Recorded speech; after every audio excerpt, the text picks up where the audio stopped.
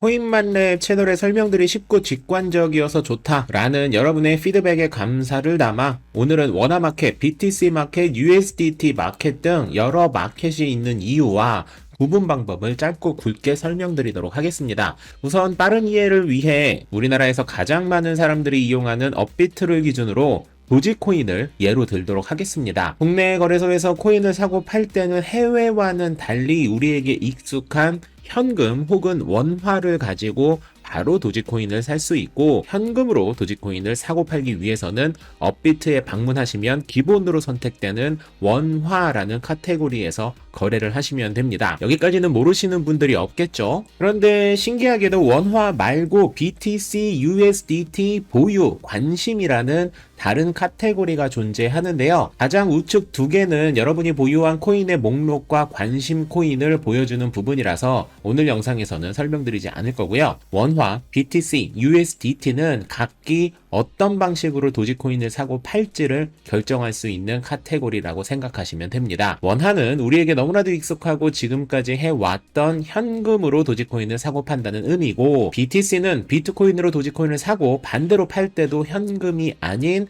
비트코인으로 받겠다는 의미, 그리고 USDT는 살 때도 USDT, 팔 때도 USDT로 거래하겠다는 의미입니다. 참 쉽죠? 기본적으로 이렇게 이해를 했으면 이제 여기를 한번 볼까요? 우리에게 익숙한 원화로 선택을 하게 되면 이렇게 나오는데, 슬래시 우측에 있는 문구가 매수할 때, 반대로 매도할 때 기준이 되는 거라고 생각하시면 되고, 이 경우 KRW, 즉 원화로 사고 팔 때 역시 원화로 받게 되는 겁니다. 즉 현금이 없으면 지금 이 상태에서는 도지코인을 살 수 없고, 가지고 있는 도지코인을 이 카테고리에서 팔면 현금으로 받게 되는 것입니다. BTC의 경우도 같은 개념으로 이해하시면 되고요. 도지 슬래시 BTC는 비트코인으로 도지코인을 사는 거기 때문에 아무리 현금이 많이 있다 해도 비트코인이 없으면 이 카테고리에서는 도지코인을 살 수 없습니다.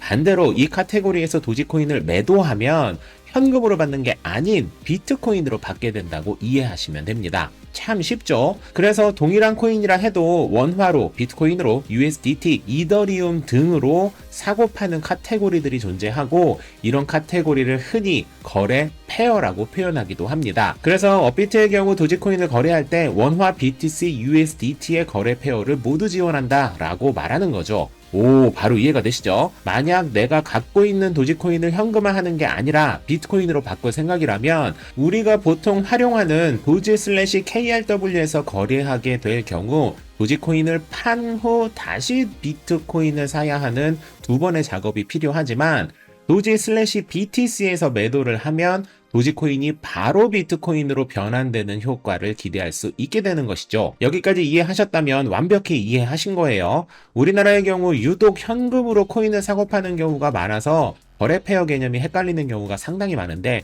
대부분의 해외 거래소는 대표 스테이블 코인인 USDT나 USDC를 통해 거래하는 경우가 많으니까 오늘 정리한 거래 페어를 알아두면 해외 거래소에서도 헷갈릴 일이 절대 없다 라는 말씀을 드리면서 오늘의 배워봅시다 영상을 마무리하도록 하겠습니다. 만렙 여러분 모두 성투합시다.